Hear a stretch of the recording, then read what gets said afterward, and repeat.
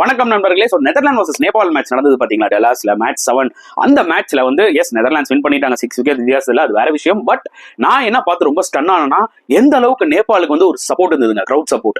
So அவங்களோட fans, அதாவது அவங்க கண்ட்ரில இருந்தே நிறைய பேர் டிராவல் பண்ணிருக்காங்க. அண்ட் மோரோவர் டெலாஸ்லேயே வந்து பாத்தீங்கன்னா டெக்சாஸ்லேயே நிறைய பேர் நேபாள் சிட்டிசன்ஸ் எல்லாம் இருப்பாங்க போல இருக்கீங்க. ஸோ அவங்களாம் வந்து பாத்தீங்கன்னா ஃபுல்லா வந்து நேபாள் டீமுக்கு சப்போர்ட் பண்ணதை பார்க்கும்போது வேற லெவல்ல இருந்துச்சுங்க.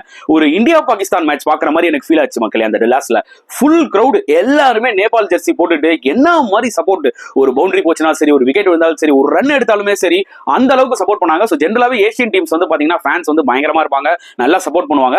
பட் நேபாளுக்கு கிடைக்கிற அந்த ஹோம் டீம் சப்போர்ட் வந்து பாத்தீங்கன்னா பெரிய விஷயங்க. ஏன்னா நீங்க அவேல போயிட்டு உங்களுக்கு இந்த மாதிரி ஒரு சப்போர்ட் கிடைக்குதுன்னா கண்டிப்பா நேபாள் கிரிக்கெட் எந்த அளவுக்கு டெவலப் ஆயிருக்குன்னு பாருங்க.